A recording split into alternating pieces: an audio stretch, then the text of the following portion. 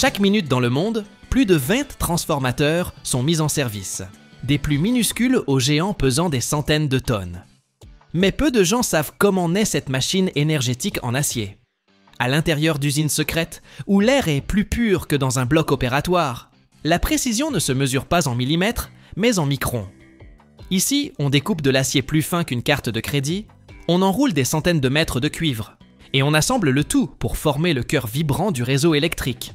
Mais il y a un détail sans lequel le transformateur est condamné. Et, curieusement, même les ingénieurs n'en parlent pas. Restez jusqu'à la fin, et vous découvrirez ce qui se cache vraiment à l'intérieur.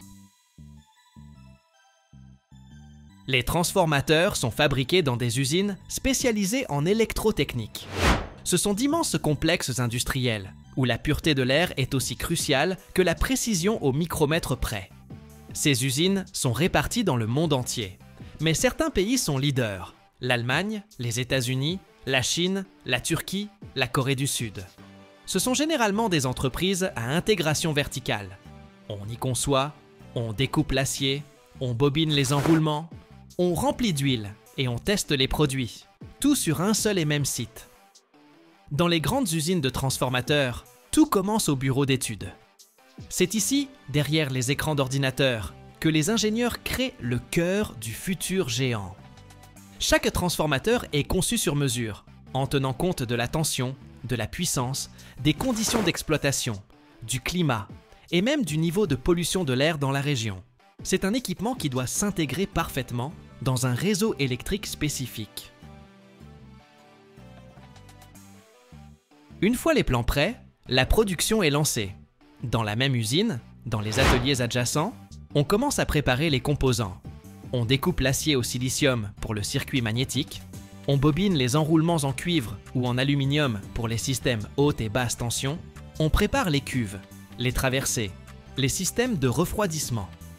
Avoir tout cela sur un seul site est un avantage énorme, car moins il y a de chaînes d'approvisionnement, moins il y a de risques de retard ou d'erreur. Et aussi, l'équipe est soudée. L'ingénieur qui a conçu le transformateur peut à tout moment se rendre dans l'atelier pour vérifier comment sa machine est assemblée. Le circuit magnétique du transformateur commence avec de l'acier électrique à grains orientés, laminé à froid, un matériau spécial à haute perméabilité magnétique. Il arrive à l'usine sous forme de bobines géantes, semblables à des escargots métalliques pesant plusieurs tonnes. On les déroule avec précaution et on les introduit dans des lignes de refendage longitudinales. La bande d'acier fait 1 mètre de large et seulement 0,35 mm d'épaisseur. C'est plus fin qu'une carte de crédit. Elle passe à travers des rangées de lames rotatives. Les machines la découpent en fines bandes, les futures pétales du noyau magnétique. C'est crucial. Chaque coupe doit être parfaitement nette, sans bavure ni micro-fissure. Sinon, le circuit magnétique fonctionnera avec des pertes. Une autre nuance, l'orientation des grains. Dans l'acier électrique, les grains sont orientés, ce qui signifie qu'il conduit mieux le champ magnétique le long d'un certain axe. La direction de la coupe doit donc être rigoureusement contrôlée, sinon le transformateur vrombira ou surchauffera. Après la découpe longitudinale, les bandes sont triées et assemblées en paquets. Vient ensuite l'étape de la découpe transversale et du formage des fenêtres et des angles pour l'assemblage du noyau. Une fois que toutes les bandes d'acier sont découpées, l'assemblage du circuit magnétique commence. C'est l'élément clé qui conduit le champ magnétique variable entre les enroulements du transformateur. Il est assemblé pour former un noyau rectangulaire fermé, avec 2 colonnes verticales et des traverses supérieures et inférieures, appelées culasses. Le processus d'assemblage ressemble à un puzzle géant. Les tôles d'acier sont empilées par couches, en alternant les segments longs et courts pour que les joints ne coïncident pas. Cela réduit les pertes d'énergie, minimise le bruit et confère à la structure sa solidité. Chaque tôle a sa place précise. Des systèmes automatisés veillent à ce que l'ordre ne soit pas perturbé.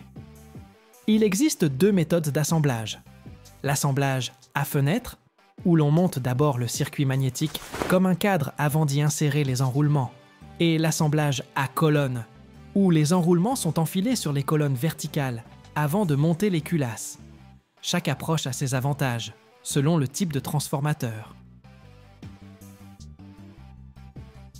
Pour rendre la structure aussi dense que possible, les couches sont compactées à l'aide de presses vibrantes. C'est un peu comme du damage, mais en beaucoup plus délicat, car on travaille avec un matériau sensible à la déformation. Ensuite, le tout est serré à l'aide de cadres de pressage, ou de bandages spéciaux qui supportent un poids de plusieurs tonnes. À ce stade, le circuit magnétique ressemble à un rectangle d'acier massif, mais impeccablement assemblé. À l'intérieur, des ouvertures sont prêtes à accueillir les enroulements. Et bien qu'il ne soit pas encore branché, il vit déjà du potentiel de l'énergie future.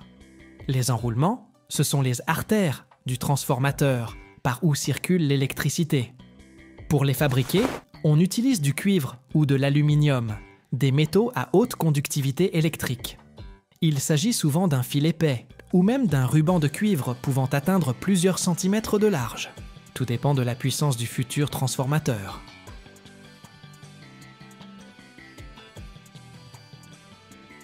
Le processus commence par le dévidage du fil depuis des bobines spéciales. Il est acheminé vers des machines à bobiner, des machines de haute précision capables de former des centaines de spires avec une exactitude micrométrique. Le bobinage peut être cylindrique, c'est-à-dire en plusieurs couches circulaires, ou en galettes, sous forme de crêpes aplaties. Les ingénieurs calculent à l'avance la forme et le nombre de spires, pour que le transformateur ait les caractéristiques électriques requises. Tension, courant, inductance. Entre chaque couche, on intercale obligatoirement une isolation, en papier, en vernis ou en carton pressé. Le tout est imprégné d'un composé spécial qui, après séchage, se transforme en un revêtement protecteur solide. Une telle structure supporte non seulement des températures élevées, mais aussi des tensions de plusieurs dizaines de milliers de volts. À ce stade, le travail manuel est souvent nécessaire. Par exemple, pour poser les cales, aligner les spires, ou souder le début et la fin de l'enroulement.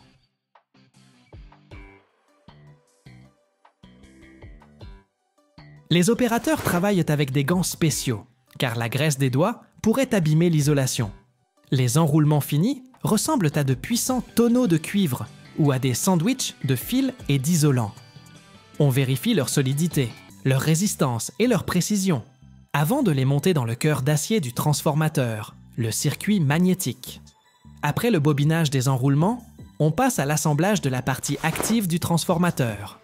C'est comme monter un puzzle électrique géant, où chaque élément doit s'emboîter parfaitement à sa place. Au centre se trouve le circuit magnétique. C'est un sandwich multicouche de fines tôles d'acier qui ont déjà subi la découpe, le polissage et un traitement anti-corrosion. Elles sont assemblées pour former un noyau rectangulaire ou arrondi qui conduit le champ magnétique entre l'enroulement primaire et le secondaire.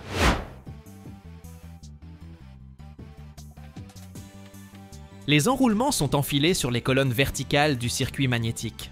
Ils peuvent être soulevés par une grue, car chacun pèse des dizaines, voire des centaines de kilogrammes. Entre les enroulements et le circuit magnétique, on laisse des espaces qui seront ensuite comblés par des cales isolantes ou de la résine. Cela protège le transformateur des courts-circuits et des surchauffes. De plus, on ménage dans toute la structure des canaux pour la circulation de l'huile ou de l'air, car le système de refroidissement doit fonctionner impeccablement. Viennent ensuite la soudure des contacts, le montage des isolateurs et des barres conductrices. Et voilà, le transformateur est presque prêt. Il n'est pas encore emballé dans sa cuve d'huile, mais il est déjà là, en cuivre, en acier, composé de millions de spires et de kilogrammes d'énergie potentielle.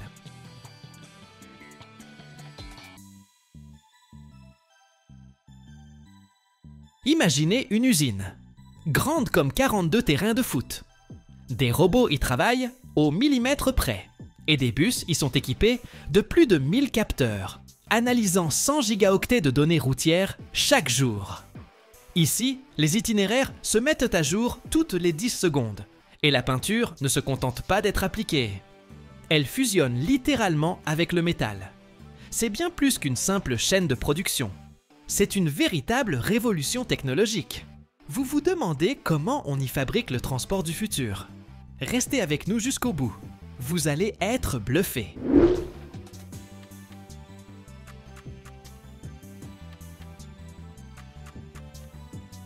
Cette usine, qui s'étend sur plus de 300 000 mètres carrés, soit l'équivalent d'environ 42 terrains de foot, est dotée de plafonds si hauts qu'ils peuvent accueillir d'immenses lignes de production et des bras robotisés colossaux. Pour aller d'un bout à l'autre, les employés se déplacent en chariots électriques, car le trajet à pied serait interminable. C'est un véritable concentré d'innovation et d'efforts humains. Les robots gèrent les tâches répétitives au millimètre près, tandis que les humains prennent les décisions clés qui nécessitent intuition et expérience. Ici, on ne fait pas qu'assembler, on fabrique aussi la plupart des pièces essentielles. Les éléments principaux des bus, comme le châssis, la carrosserie, les panneaux ou encore certaines parties des systèmes électriques, sont produits sur place. Pour les pièces plus complexes, telles que l'électronique ou les mécanismes spécialisés, l'usine fait appel à des fournisseurs. Mais au final, tout est assemblé et intégré directement sur site.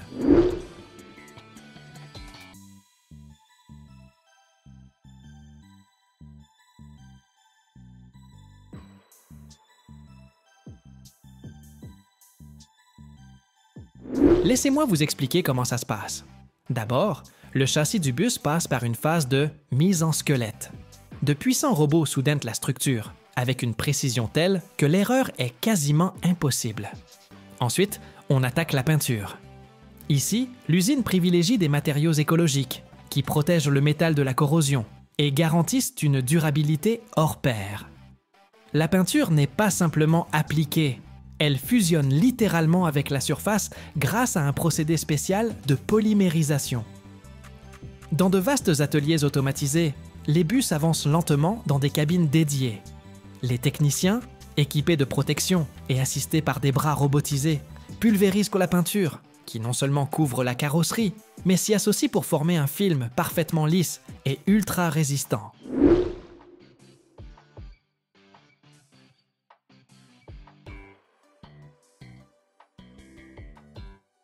Le plus intéressant commence après la peinture. Les bus passent dans des chambres spécialisées, où la température et l'humidité sont contrôlées au degré près. C'est là que la peinture cuit via la polymérisation. Une réaction chimique qui rend le revêtement non seulement esthétique, mais aussi incroyablement robuste. Visuellement, on dirait que chaque bus reçoit son costume, qui l'enveloppe et le protège durablement. Et ensuite, l'intérieur. Sièges, plancher, panneaux de contrôle. Tout est installé à la main. C'est là que le toucher humain joue un rôle crucial. Rien que pour poser l'ensemble des éléments intérieurs, il faut entre 8 et 12 heures par bus, selon les spécificités.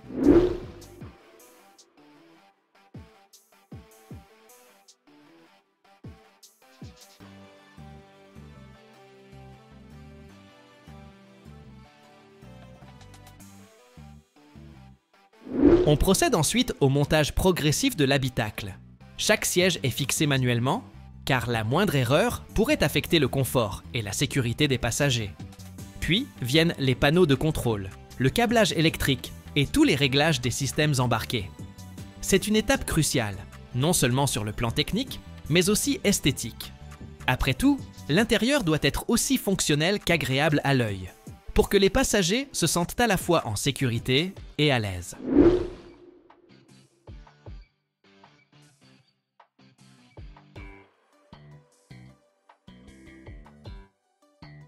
Les bus urbains Toyota ne se contentent pas de transporter des passagers.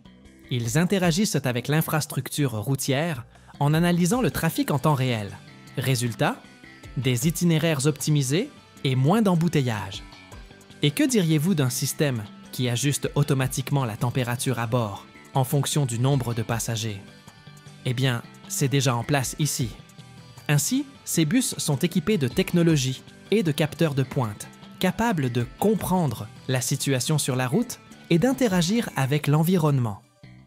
Chaque véhicule compte plus de 1000 capteurs, surveillant tout, de la vitesse à l'état de la chaussée, en passant par la météo. Et chacun peut collecter plus de 100 gigaoctets de données par jour afin de planifier son trajet au mieux.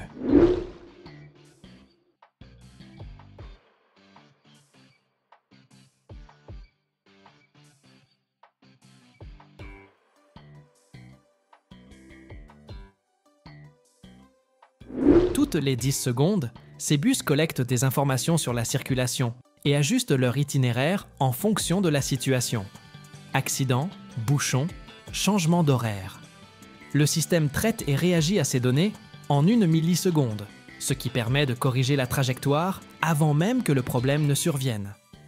Ainsi, non seulement le transport de passagers est plus efficace, mais la consommation de carburant et les émissions sont réduites grâce à l'optimisation en temps réel. On a presque l'impression d'avoir affaire à des coéquipiers intelligents, capables de s'adapter en permanence. L'usine étonne aussi par sa culture de la collaboration entre l'humain et la machine. Les robots s'occupent des tâches pénibles ou dangereuses, tandis que les équipes humaines se concentrent sur les réglages fins et le contrôle qualité. Les machines nous rendent plus performants, mais c'est toujours nous qui décidons, confie un ingénieur expérimenté.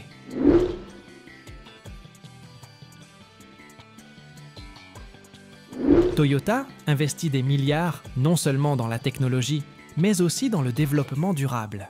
L'usine fonctionne grâce à des énergies renouvelables et s'attache à réduire ses déchets au maximum. Les résidus de peinture sont recyclés et l'eau est traitée puis réutilisée. La peinture qui n'adhère pas à la surface des bus est collectée par des systèmes de filtration et des séparateurs centrifuges.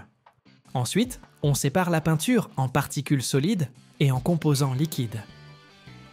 Les résidus solides sont compactés en blocs et réutilisés pour la fabrication de revêtements routiers ou de matériaux industriels. Les parties liquides sont purifiées et peuvent être réemployées lors de l'application de la peinture. À chaque étape de peinture, une quantité importante d'eau est utilisée pour nettoyer les surfaces et maintenir l'équipement en bon état. L'usine emploie alors un système de traitement en plusieurs étapes. Une filtration mécanique retire d'abord les grosses particules de peinture et la saleté. Un traitement chimique neutralise ensuite les composants toxiques. Une étape biologique, avec des bactéries spécialisées, décompose les résidus restants. Enfin, une filtration membranaire parachève le tout, obtenant une eau propre qui retourne dans le cycle de production, pour laver les bus et garder les cabines de peinture impeccables. Grâce à ce processus, l'usine diminue sa consommation d'eau de près de 70% par rapport à un procédé classique. Ce dispositif ne sert pas seulement à baisser les coûts, il rend la production bien plus respectueuse de l'environnement. Et vous savez quoi? C'est l'une de ces avancées qui prouve que même les géants de l'industrie peuvent penser à la planète.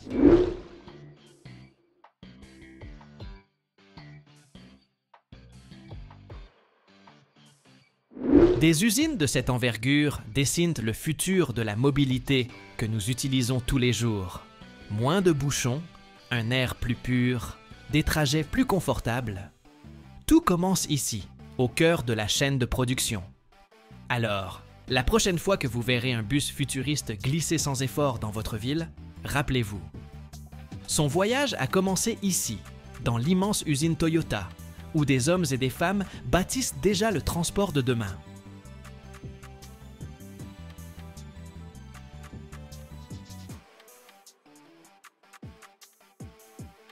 On le sait bien, les États-Unis dominent largement le marché du recyclage du papier, avec environ 60% de leurs vieux papiers transformés en nouveaux produits. Une usine de recyclage du papier, là-bas, c'est un concentré de haute technologie. On y suit un processus précis, étape par étape, pour donner une seconde vie à de simples emballages, journaux ou cartons. C'est bluffant. Alors regardons de plus près comment ça se passe, pas à pas.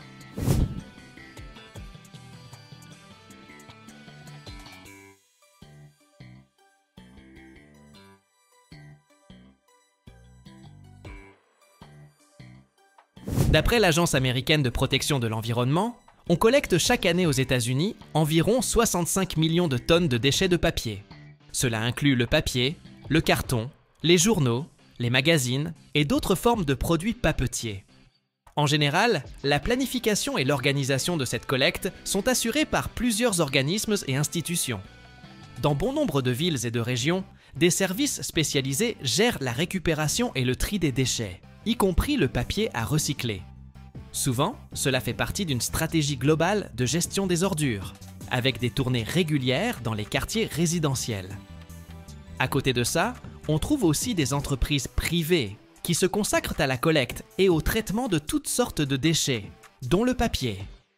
Elles proposent leurs services aux entreprises, aux administrations et peuvent même installer des conteneurs de tri dans l'espace public.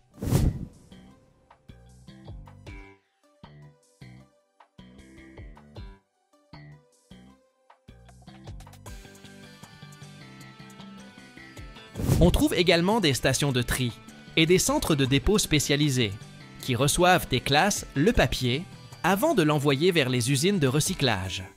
Certains collaborent avec les autorités locales ou des sociétés privées pour mieux organiser la collecte. Dans de nombreuses communautés, des associations à but non lucratif et des groupes de bénévoles se mobilisent.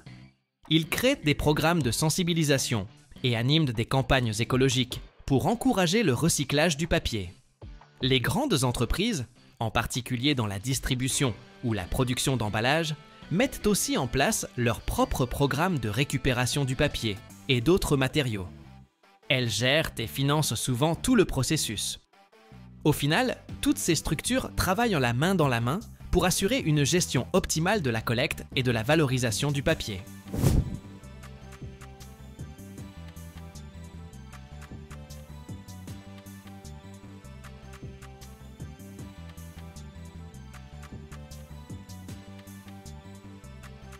Chaque jour, on récupère en moyenne près de 178 000 tonnes de vieux papier, ce qui équivaut, grosso modo, au poids de 33 600 camions. Dingue, non? Les services municipaux ou les entreprises de gestion des déchets organisent le ramassage dans les zones où le papier s'accumule, chez les particuliers, dans les bureaux ou dans les usines. Ça peut être un ramassage hebdomadaire ou des opérations de collecte plus ponctuelles. Parfois, des centres de dépôt font office d'étape intermédiaire. Les gens et les entreprises y apportent directement leur papier pour qu'il soit en un quoi trié, puis envoyé vers les usines. Ça se fait surtout dans les grandes sociétés, qui veulent maîtriser la qualité de leurs déchets sans dépendre d'un système de collecte standard.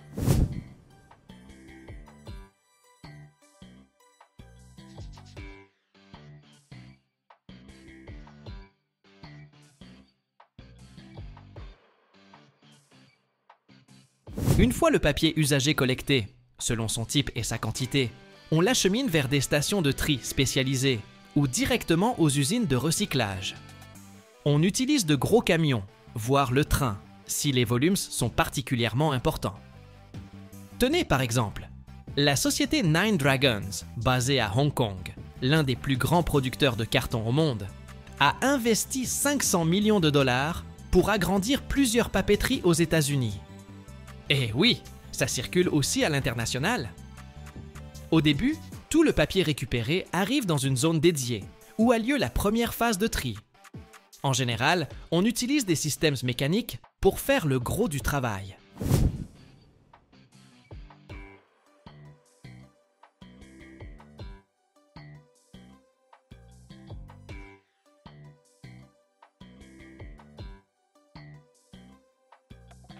Dans un premier temps, de grands tamis retiennent les objets volumineux, comme le plastique ou le métal. La maille est pensée pour laisser passer le papier et le carton, et bloquer tout ce qui est trop gros. S'il y a des agrafes ou des petits morceaux métalliques, on les retire grâce à d'imposants aimants industriels. Souvent, ces aimants font la taille d'un petit placard, voire plus, et peuvent peser des centaines de kilos.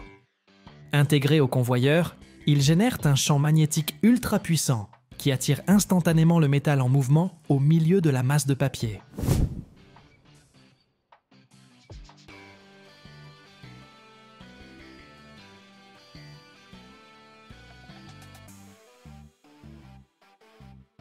Ensuite, le papier passe sur un tapis roulant pour un tri plus précis, grâce à différentes technologies. Systèmes optiques dernier cri, courant d'air, convoyeurs à grande vitesse ou encore séparateurs électrostatiques. Les dispositifs de tri optique, en particulier, sont parmi les plus performants. Ils utilisent des capteurs et des caméras pour repérer chaque type de papier selon sa couleur ou sa texture. Un journal ne ressemble pas à un carton, par exemple, et ces nuances sont détectées automatiquement. Le flux de papier est alors orienté d'un convoyeur à l'autre, parfois sous des jets d'air qui écartent les matériaux plus légers, comme les journaux, des plus lourds, comme le carton. Les séparateurs électrostatiques, eux, exploitent des champs électriques pour distinguer divers types de papier et de carton selon leurs propriétés électrostatiques. On élimine ensuite ce qui n'est pas recyclable à ce stade. Dans certaines usines, surtout les plus grandes, on a encore besoin d'une équipe de tri manuel pour compléter le travail des machines, car même les meilleurs systèmes ne repèrent pas tout. Il faut aussi enlever les résidus de nourriture, qui peuvent rester sur les emballages ou les cartons. Pour ça, on recourt parfois à un lavage ou un nettoyage mécanique.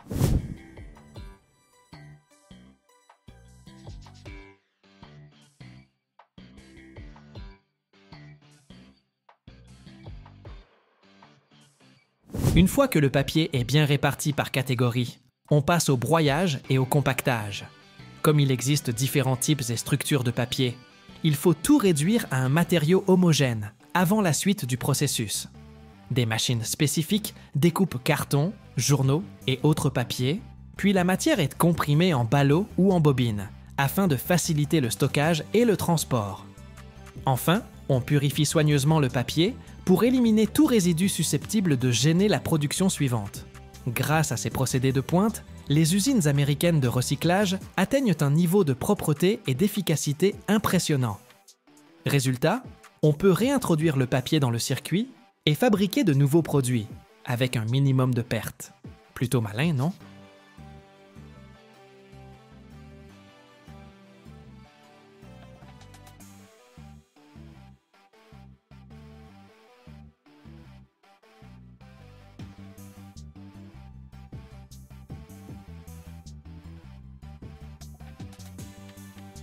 Chaque année, dans le monde, plus de 38 millions d'atterrissages d'avions de ligne ont lieu, et chacun met le train d'atterrissage à rude épreuve. Imagine, quand un Boeing 747 touche la piste à environ 260 km/h, la charge sur ses roues dépasse facilement la centaine de tonnes. Et la température des pneus grimpe en un éclair jusqu'à près de 400 degrés Celsius. Comment fabrique-t-on donc ces roues et ces trains d'atterrissage ultra résistants, capables de tenir le choc dans des conditions aussi extrêmes? Reste dans les parages. Je vais te montrer de quoi sont faits ces véritables chefs-d'œuvre d'ingénierie.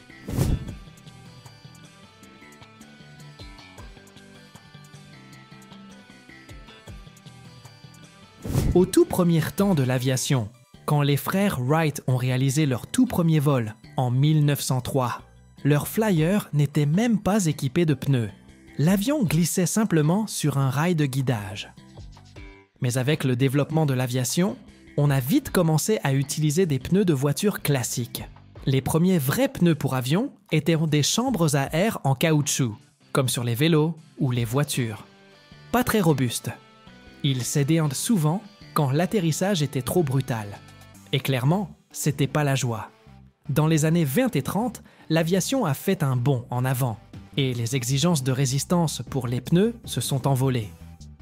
La fabrication est donc devenue plus spécialisée, avec l'apparition de constructions renforcées à couches multiples, le fameux cordon, capable de supporter de plus lourdes charges.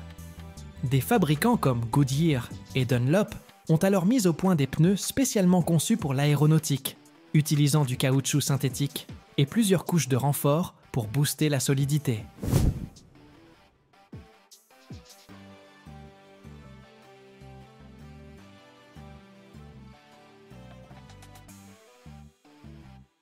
La Seconde Guerre mondiale a donné un sacré coup de fouet à l'industrie aéronautique, y compris à la production de pneus. Les avions sont devenus plus lourds, plus rapides, et du coup, la pression sur leurs pneus au moment de l'atterrissage a explosé. C'est à cette époque que les ingénieurs ont commencé à calculer les contraintes sur les pneus, grâce à des modèles aérodynamiques et des formules mathématiques. On a alors développé des pneus radiaux multicouches, capables de tenir des vitesses et des charges énormes pendant le décollage et l'atterrissage. Avec l'arrivée des avions à réaction dans les années 50, les contraintes sur les pneus ont encore grimpé. Un Boeing 707 ou un Tu-104 par exemple pouvait dépasser la centaine de tonnes au décollage, d'où la nécessité de concevoir des pneus totalement nouveaux aptes à supporter la chaleur due au frottement lors de l'atterrissage. C'est ainsi que sont apparus les pneus en caoutchouc synthétique résistants à la chaleur, enrichis d'additifs chimiques pour éviter la surchauffe et l'éclatement. C'est là qu'a vraiment commencé l'ère moderne de la fabrication de pneus pour avions.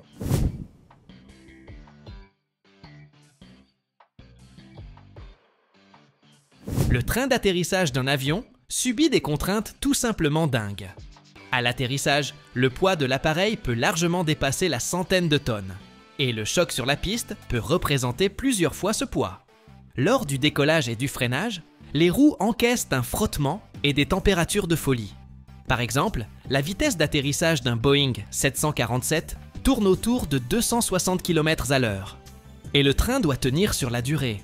Il doit résister à des dizaines de milliers d'atterrissages sans dommages majeurs. Mais alors, qu'est-ce qui compose exactement un train d'atterrissage? Eh bien, tu vas voir.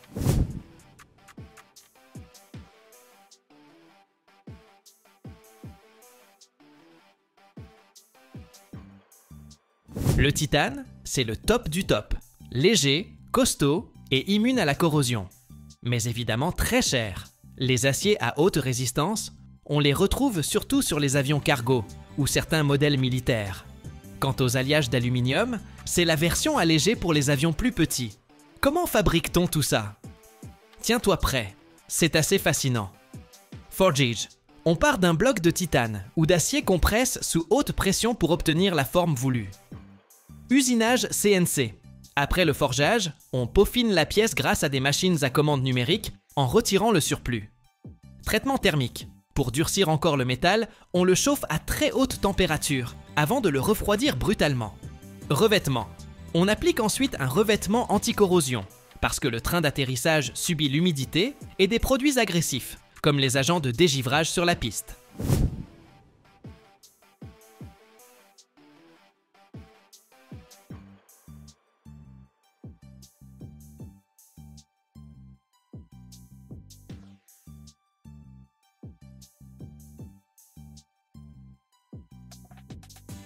Les roues d'un avion, c'est pas juste un bout de caoutchouc, comme sur une bagnole.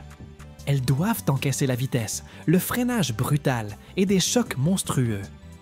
Qu'ont-elles de si particulier? Elles fonctionnent dans des amplitudes de température extrêmes, de moins 122 degrés en altitude, à plus de 392 degrés. Incroyable, non? Elles ne peuvent pas juste péter en cas de surcharge. Il y a des systèmes spéciaux de dégonflage pour éviter l'explosion. Et chaque roue doit encaisser plusieurs tonnes. Comment sont-elles fabriquées? Regarde bien. D'abord, on façonne le disque métallique, souvent en aluminium ou en titane, pour la légèreté et la robustesse. Puis, on prépare le pneu. Ce n'est pas juste de la gomme, mais un assemblage de matériaux complexes.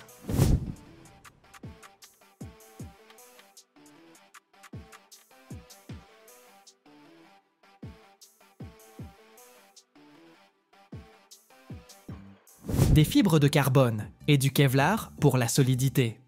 Du caoutchouc taillé pour supporter des températures extrêmes. Des ceintures métalliques renforcées pour éviter l'éclatement. Les roues sont ensuite testées dans des labos spécialisés où on les soumet à des chocs, à l'usure et même à des tirs. Car oui, certains avions militaires utilisent des pneus par balle. Un pneu de voiture classique peut s'user après 50 000 km. Sur un avion, c'est différent. Un pneu peut encaisser jusqu'à 500 atterrissages. Mais chacun d'entre eux est un véritable supplice. Alors, qu'est-ce qui rend les pneus d'avion si spéciaux? Leur super pouvoir vient d'un caoutchouc ultra résistant, qui ne lâche pas sous la pression. Des flancs renforcés protègent la gomme des dégâts sur la piste. Et certaines gommes peuvent libérer de l'air pour éviter d'exploser en cas de surchauffe.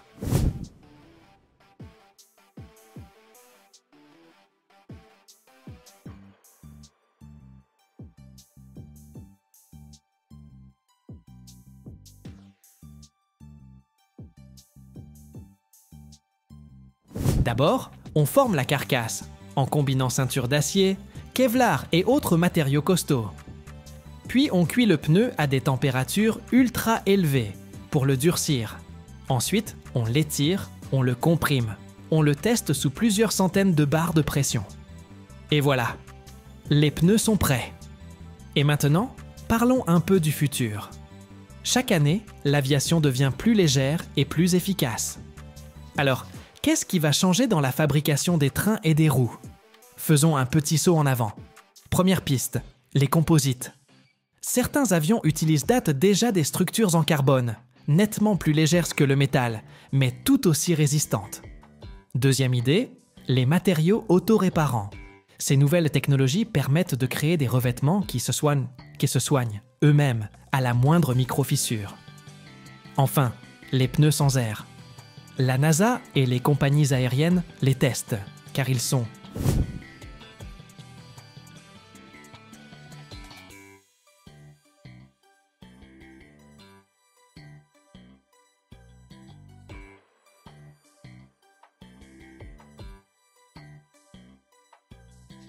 Pour résumer, le train d'atterrissage d'un avion est conçu à partir de matériaux ultra résistants, capables de supporter d'immenses contraintes lors du décollage, de l'atterrissage et du roulage.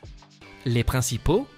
Des alliages de titane et d'aluminium, des aciers à haute résistance et des composites. Les alliages de titane servent aux pièces les plus critiques grâce à leur robustesse, leur résistance à la corrosion et leur légèreté. Les alliages d'aluminium, plus légers que l'acier, sont parfaits pour les zones moins sollicitées. Les aciers haute résistance entrent en scène quand il faut une rigidité et une durabilité maximale. Les matériaux composites, eux, permettent d'alléger encore la structure, tout en renforçant sa solidité. Ajoute à cela des systèmes hydrauliques et amortisseurs, qui absorbent les chocs à l'atterrissage et garantissent plus de confort pour l'équipage comme pour les passagers. Et tu comprends pourquoi ces trains d'atterrissage sont de vrais bijoux d'ingénierie.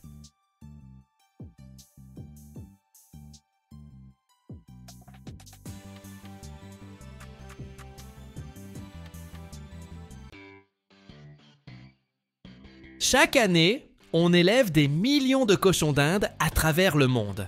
Et pas seulement comme animaux de compagnie, mais comme bétail. Imagine un instant.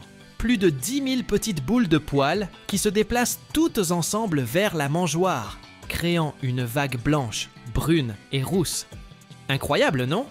Leur viande est considérée comme un mets raffiné en Amérique du Sud. Et les fermes modernes sont automatisées jusque dans les moindres détails. Mais comment élève-t-on, nourrit-on et gère-t-on des milliers de cochons d'Inde?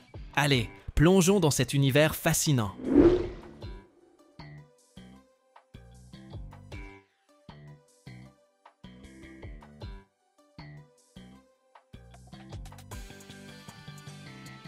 Au Pérou, on recense aujourd'hui la plus grande population de cochons d'Inde au monde, domestiques et sauvages confondus, avec près de 30 millions d'individus. Sur une ferme péruvienne typique, tu trouveras de vastes espaces dotés de multiples enclos, un peu comme de mini-écuries ou des cages, installées soit à l'intérieur, soit en plein air. La taille de ces fermes varie selon l'ampleur de la production. Les petites exploitations, jusqu'à 500 têtes, peuvent s'étendre de 50 à 200 mètres carrés et se trouvent souvent dans les cours des maisons. Les fermes de taille moyenne, qui hébergent entre 500 et 5000 animaux, couvrent entre 200 et 2000 mètres carrés avec plusieurs bâtiments spécialisés. Quant aux grandes exploitations industrielles, au-delà de 10 000 bêtes, elles peuvent dépasser 5000 mètres carrés et certaines atteignent même 2 hectares.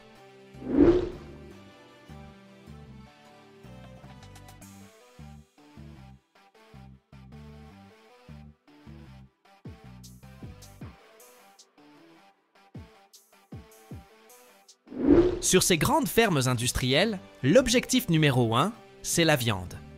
La fourrure et les peaux, c'est plutôt anecdotique. Leur pelage n'est pas aussi recherché que celui du vison ou du lapin, mais dans certaines régions, on l'utilise pour l'artisanat, par exemple pour confectionner des souvenirs. Par ailleurs, ces petites bêtes servent aussi à la recherche en laboratoire. Malgré tout, la priorité reste la viande. Au Pérou, en Équateur, en Colombie ou en Bolivie, le cochon d'Inde est un plat traditionnel, réputé pour sa chair diététique, riche en protéines et pauvre en gras. Sur une ferme industrielle, on utilise des installations spécialement aménagées pour offrir des conditions idéales aux animaux, L'élément central, ce sont les bâtiments fermés, pavillons ou hangars, qui protègent les cochons d'Inde de la pluie, du vent et des brusques changements de température. À l'intérieur, on installe des rayonnages ou des cages en bois, en béton ou en plastique, chacune pouvant accueillir de 5 à 20 individus selon l'âge et le rôle dans l'élevage.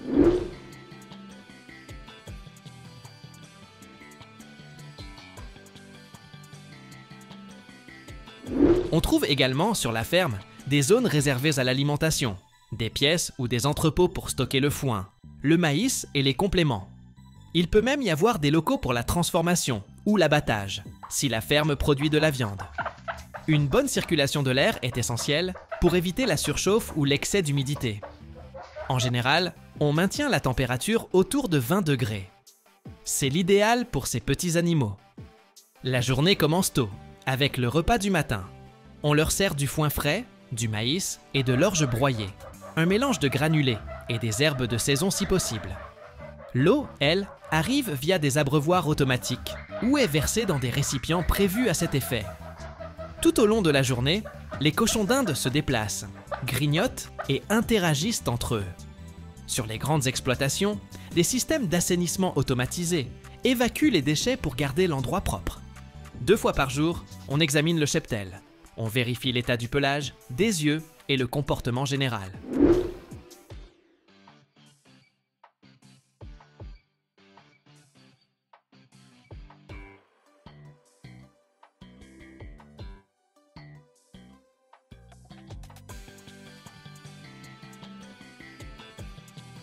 Dans l'après-midi, ils reçoivent une seconde ration, souvent plus légère, davantage de verdure, moins de céréales. Vers le soir, leur activité diminue. L'éclairage est souvent géré de manière artificielle pour reproduire la durée du jour. Quand il est l'heure de dormir, ils se blottissent dans leur cage ou leurs abris, créant un petit cocon même dans un environnement industriel.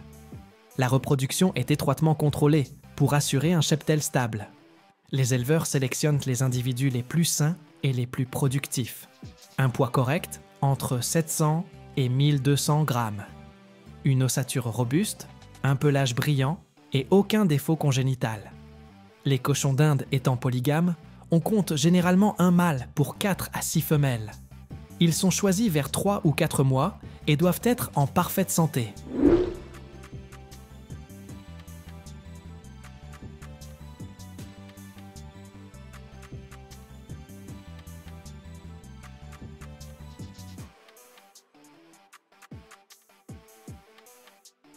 La gestation dure de 68 à 70 jours. Pendant ce laps de temps, les femelles reçoivent une alimentation renforcée en protéines et en vitamines. Juste avant la mise bas, elles sont souvent déplacées dans des enclos séparés. Les nouveau-nés pèsent environ 20 grammes, sont déjà couverts de poils et savent voir et se déplacer dès la naissance. Ils commencent tout de suite à manger de la nourriture solide, mais restent avec leur mère 2 ou 3 semaines. Une fois sevrés, on répartit les petits. Les meilleurs reproducteurs restent. Les autres sont élevés pour la viande ou mis en vente. Le cycle de reproduction s'étale sur toute l'année, puisque chaque femelle peut mettre bas jusqu'à 5 fois en 12 mois. Dans de vastes enclos, des milliers de cochons d'Inde se mettent en mouvement dès qu'ils entendent le bruit des mangeoires. Les employés dispersent de la verdure fraîche, du foin, des céréales et des légumes. Et toute cette armée de petites boules de poils se rue sur la nourriture.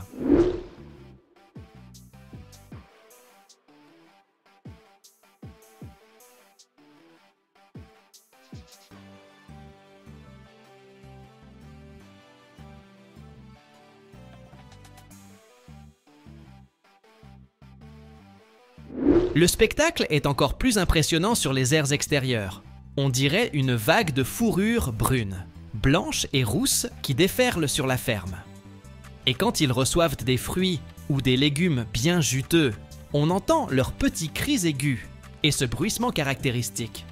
Ils sont incroyablement expressifs pendant le repas.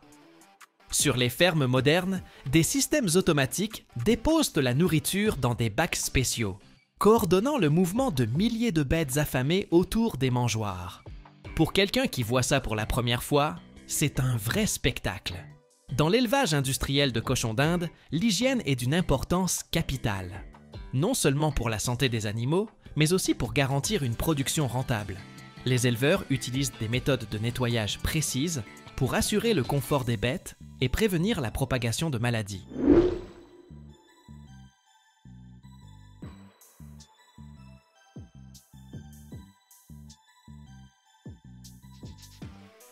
En général, on nettoie les enclos de manière régulière, parce que les cochons d'Inde sont très sensibles à la saleté.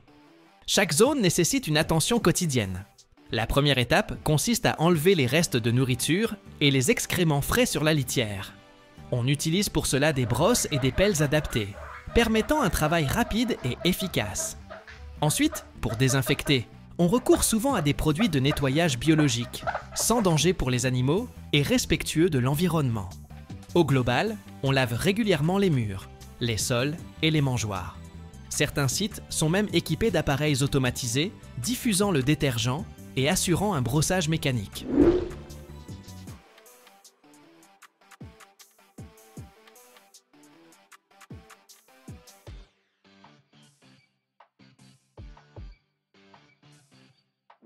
Quant à la litière, on la renouvelle tous les jours ou tous les 2 jours, selon la taille de l'enclos et le nombre d'animaux. On utilise la plupart du temps du foin ou de la paille qui absorbe l'humidité et les odeurs, tout en assurant un bon confort aux cochons d'Inde. Une litière propre réduit nettement le risque d'infection. Pour maintenir un haut niveau d'hygiène, on traite régulièrement toutes les surfaces avec des désinfectants capables d'éliminer bactéries, virus et champignons. Toutes ces procédures sont répétées en continu, au moins 1 fois par semaine. Et voilà comment on parvient à offrir un cadre sain à ces petites boules de poils, même en production industrielle.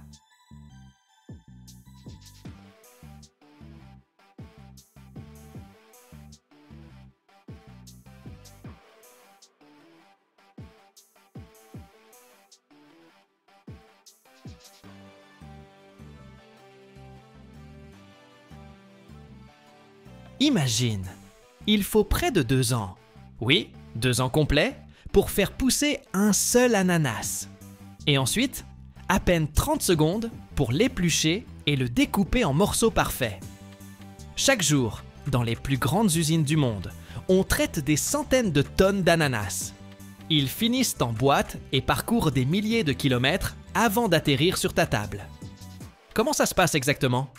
Des immenses plantations jusqu'aux conserves hermétiques. Allons jeter un coup d'œil dans les coulisses d'une industrie qui tourne comme une horloge parfaitement huilée. Les ananas poussent sur de petits buissons et ils mettent entre 18 et 24 mois pour arriver à maturité après leur mise en terre. On les cultive généralement sur d'immenses plantations couvrant plusieurs milliers d'hectares. Les producteurs plantent les ananas en rangs bien alignés avec des techniques de soins spécifiques. Un système d'irrigation maintient le sol humide, tandis que les engrais minéraux stimulent la croissance. Contre les nuisibles, on utilise des méthodes naturelles ou chimiques selon la région et les normes locales. La mise en place est assez exigeante. Chaque jeune plant doit être correctement positionné dans la terre. On désherbe et on ameublit le sol, parfois en utilisant un film de paillage pour conserver l'humidité et lutter contre les mauvaises herbes. Les ananas ne poussent pas à partir de graines, mais plutôt depuis la couronne du fruit ou des rejets latéraux, que les cultivateurs coupent puis laissent sécher un peu avant de les replanter. Les ouvriers placent ces boutures à la main dans le sol, en gardant un espace d'environ 25 à 50 cm entre chaque plant, selon la variété et la méthode de culture. La récolte de l'ananas. C'est un boulot à la fois complexe et physique. Les fruits ne mûrissent pas tous en même temps, alors les agriculteurs évaluent leur maturité en observant leur couleur et leur taille. La cueillette se fait à la main, protégée par des gants spéciaux et des vêtements couvrants. Les travailleurs utilisent des couteaux ou des machettes pour couper le fruit. Un ouvrier expérimenté peut ramasser jusqu'à 3 tonnes d'ananas par jour. Les fruits sont immédiatement triés par taille et par qualité. Ceux qui partent en conserve doivent être parfaitement mûrs, mais pas trop avancés. Dès la fin de la cueillette, On expédie les ananas vers les usines dans les 24 heures, histoire de conserver toute leur saveur et leur fraîcheur. Allez, voyons maintenant ce qui leur arrive ensuite. Les ananas sont chargés dans de grands bacs en plastique ou des conteneurs, puis transportés par camion ou tracteur jusqu'à l'usine de transformation la plus proche. Dans les régions chaudes, les véhicules sont souvent équipés d'un système de ventilation pour éviter que les fruits ne s'abîment. Une fois arrivés, les ananas passent immédiatement au lavage et à la découpe.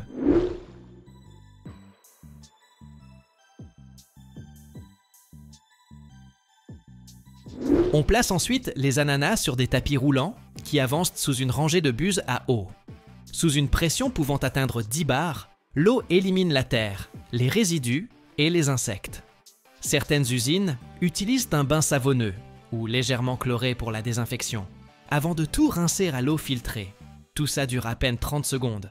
Et hop, voilà nos ananas tout propres qui continuent leur route.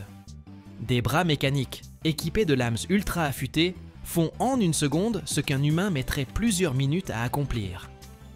Les couteaux automatisés enlèvent l'épaisse peau piquante d'un geste rapide, ne laissant que la chair juteuse. Des machines spéciales extraient le cœur dur de l'ananas en l'éjectant comme un bouchon. Puis le fruit est découpé en rondelles, en cubes ou en morceaux. La cadence peut grimper jusqu'à 200 tranches par minute. Pour la mise en conserve, la précision est cruciale. Des capteurs informatiques contrôlent la taille et l'épaisseur des morceaux afin d'obtenir un format uniforme. Au bout de cette étape, l'ananas n'a plus son écorce piquante. Juste une pulpe tendre, ultra succulente, prête pour la conserve.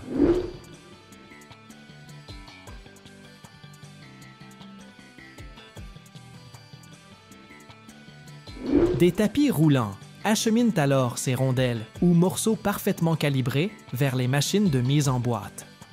Pendant ce temps, d'autres lignes s'occupent d'approvisionner en boîtes métalliques ou bocaux en verre, synchronisés avec le flux de fruits.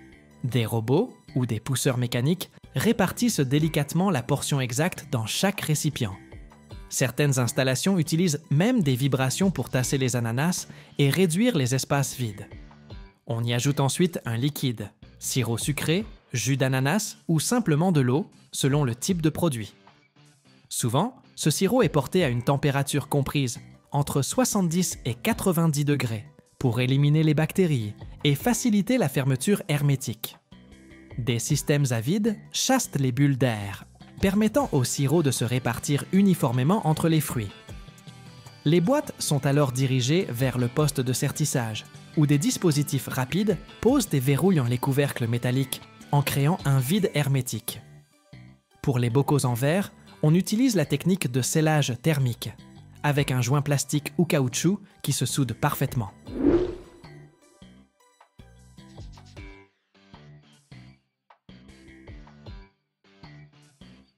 Une fois scellées, les boîtes sont placées dans des chambres de vapeur brûlante ou passent à travers des tunnels de pasteurisation.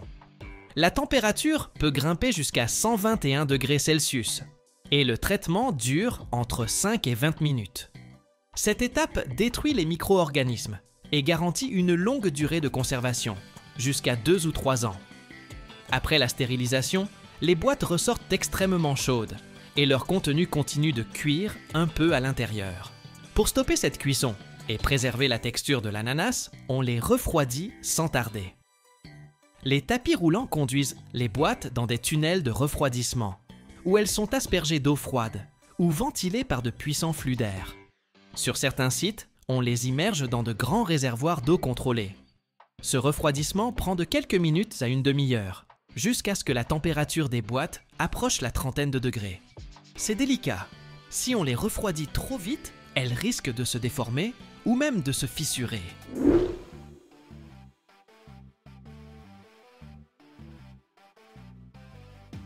Une fois bien refroidies, les boîtes s'apprêtent enfin à revêtir leur style commercial.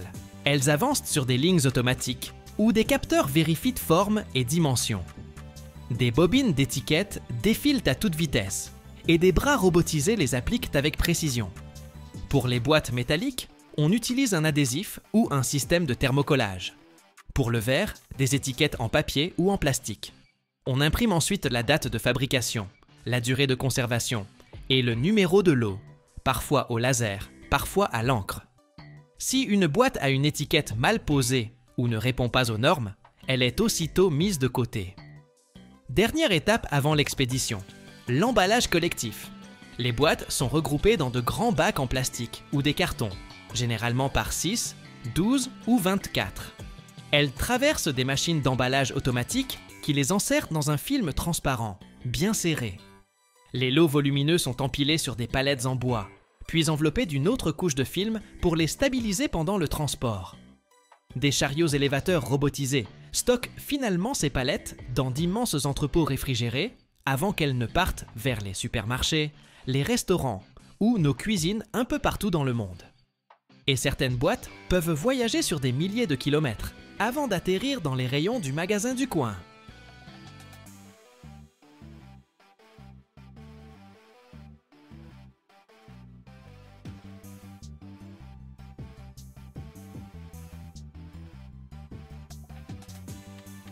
Votre sèche-cheveux est cassé? Attendez, ne le jetez pas tout de suite à la poubelle. Chaque année, ce sont 50 millions de tonnes d'appareils électroniques qui finissent en montagnes de ferraille. Le plastique de votre vieux sèche-cheveux mettra 500 longues années à se décomposer, pendant que le plomb et le chrome toxique, eux, empoisonneront lentement la Terre. Mais, et si on vous disait qu'à l'intérieur, il n'y a pas que du danger, mais aussi de l'or, du vrai? Et que près de 90% de votre appareil, qui semble bon à jeter, peut en fait être transformé en quelque chose d'utile. Dans cette vidéo, on va suivre le voyage incroyable d'un sèche-cheveux. Depuis votre salle de bain jusqu'à une usine high-tech, pleine de robots, de presses et de fours chauffés à 1500 degrés Celsius. Regardez bien jusqu'au bout pour découvrir comment un simple sèche-cheveux participe à un processus de recyclage franchement étonnant.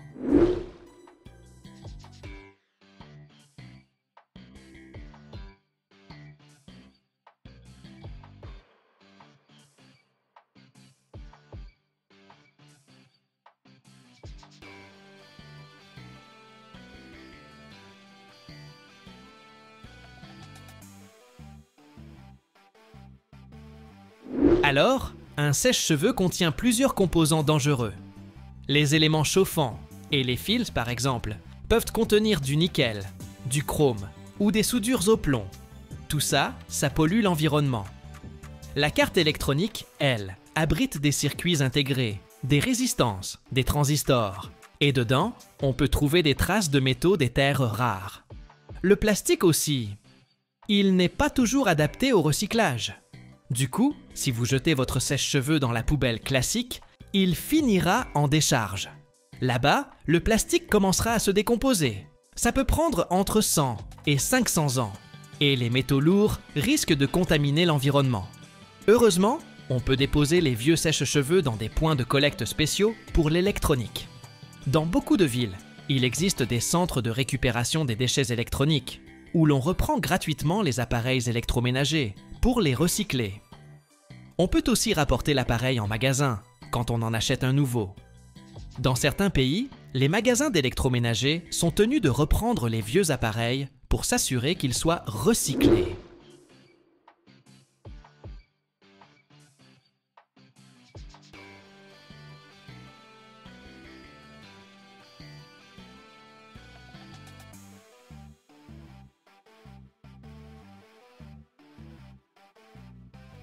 Autre option, l'atelier de réparation ou une association caritative. Si le sèche-cheveux fonctionne encore, même un peu, on peut essayer de le faire réparer ou bien le donner à quelqu'un qui en a besoin. Et si vous êtes vraiment motivé, vous pouvez même le démonter vous-même et apporter les différents matériaux au recyclage. Bon, c'est plus compliqué, c'est vrai. Mais ça permet de récupérer des métaux précieux et de réduire au maximum les déchets. Franchement, pour moi, le plus simple reste de le déposer pour le recyclage. Comme ça, il partira avec d'autres appareils vers une usine spécialisée. Là-bas, le processus de recyclage commence dès la collecte et le transport. Les sèche-cheveux sont rassemblés dans de grands conteneurs, des bacs qui font entre 1000 et 5000 litres, puis transportés par camion ou par conteneur. Une fois à l'usine, les appareils sont triés par catégorie. On met d'un côté les gros appareils, de l'autre le petit électroménager, et encore ailleurs les appareils électroniques. Les sèche-cheveux, eux, sont dirigés vers une ligne de démontage spécifique. Ils sont d'abord inspectés par des employés qui portent des gants et des combinaisons de protection, histoire d'éviter tout contact avec des substances potentiellement dangereuses.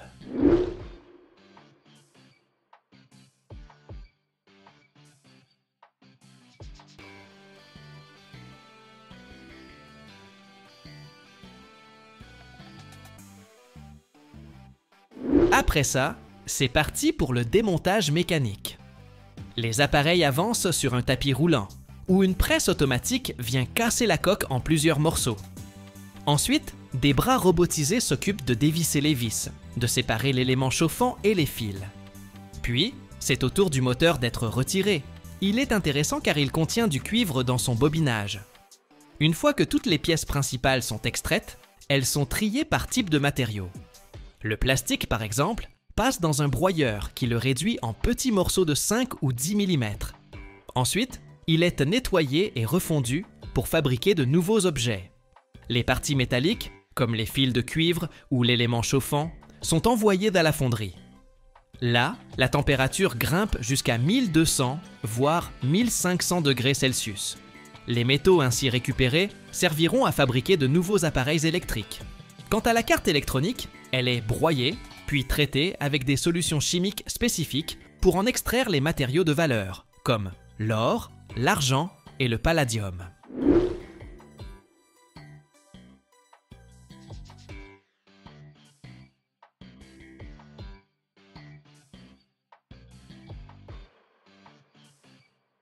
En moyenne, près de 90% des matériaux qui composent un sèche-cheveux peuvent être recyclés. Le cuivre retourne dans l'électronique et les câblages. L'aluminium et l'acier sont réutilisés dans l'industrie automobile ou le bâtiment. Et le plastique recyclé peut tout à fait redevenir la coque d'un nouvel appareil. Les parties qui ne peuvent pas être recyclées, elles, sont dirigées vers un centre d'enfouissement sécurisé ou sont incinérées dans des conditions très strictes. Alors, qu'est-ce qui n'est pas recyclable exactement? Eh bien, certains types de plastique, comme les plastiques thermodurcissables, vous savez, ceux qui ne fondent pas et ne peuvent donc pas être remodelés. Il y a aussi les résidus de colle, de mastic et de résine. Souvent utilisés dans l'assemblage du sèche-cheveux, ils peuvent contenir des produits chimiques nocifs. Les circuits intégrés contenant des impuretés de métaux lourds ou les pièces qui sont imprégnées de substances toxiques, ça non plus, ça ne se recycle pas. Et c'est pareil pour les restes de matériaux isolants, car ils peuvent contenir des substances cancérigènes impossibles à traiter pour le recyclage.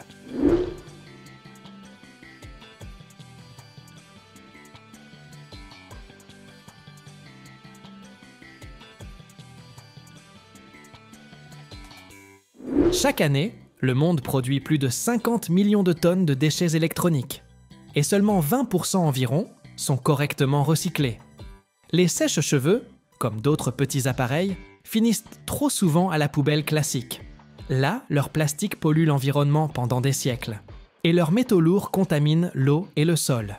Si chacun d'entre nous prenait l'habitude d'apporter ces vieux appareils au recyclage, ça aiderait vraiment à réduire la quantité de déchets dangereux, à préserver nos ressources naturelles, et aussi à diminuer les émissions de dioxyde de carbone. Tout simplement parce que réutiliser les matériaux existants demande beaucoup moins d'énergie que d'en extraire de nouveaux. Rien qu'aux États-Unis, par exemple, on génère environ 7 millions de tonnes de déchets électroniques par an. Et là encore, seulement 20% sont officiellement recyclés. Une fois démontées, donc, toutes les pièces du sèche-cheveux passent par une étape de tri selon leurs matériaux.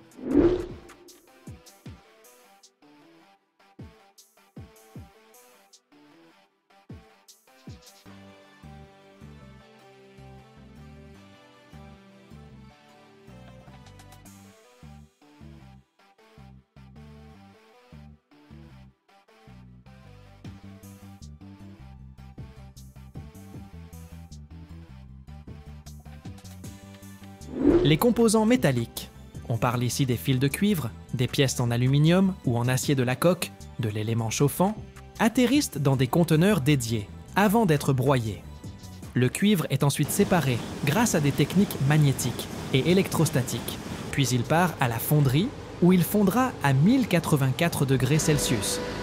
L'acier et l'aluminium sont également refondus et serviront à fabriquer de nouvelles pièces pour l'électroménager ou pour l'industrie automobile. Les pièces en plastique, la coque, les boutons, l'isolation des fils, sont elles aussi broyées, mais en granulés. Ensuite, elles sont lavées et triées par type de plastique. Certains types pourront être transformés en nouvelles coques pour des appareils électroniques. Les pièces métalliques, une fois compressées en briquettes bien denses, prennent la route vers les usines métallurgiques. Là, elles seront fondues et réintégrées dans la production de nouvelles pièces. Le plastique, lui, est conditionné dans de grands sacs et transporté vers des usines spécialisées dans le recyclage des plastiques. Il y sera refondu pour fabriquer de nouveaux objets, comme des boîtiers pour l'électronique ou des composants pour les voitures.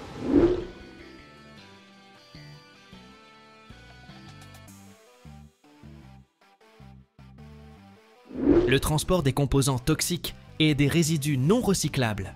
Eh bien, ça, c'est une autre histoire. C'est un processus extrêmement réglementé, qui demande des autorisations très spécifiques. Pour pouvoir transporter ce genre de matière, l'entreprise doit détenir une licence spéciale pour la manipulation de matériaux dangereux. Tous les conteneurs doivent être clairement étiquetés selon les normes internationales et être accompagnés de toute la paperasse nécessaire. Le transport lui-même se fait obligatoirement dans des camions spécialisés, équipés de conteneurs métalliques parfaitement étanches, histoire d'éviter toute émanation toxique ou fuite de liquide. Les chauffeurs, eux, suivent une formation spéciale, parce qu'en cas d'accident, la moindre erreur de manipulation pourrait déclencher une véritable catastrophe écologique. Si ces déchets ultimes ne peuvent pas être incinérés en toute sécurité, ils sont alors conduits vers des décharges spécialement conçues pour les matériaux toxiques. Là, ils sont enfermés dans des capsules en béton hermétique ou confinés dans des enveloppes de protection multicouches. Tout ça, c'est fait pour garantir qu'aucune substance nocive ne puisse s'échapper et contaminer l'environnement.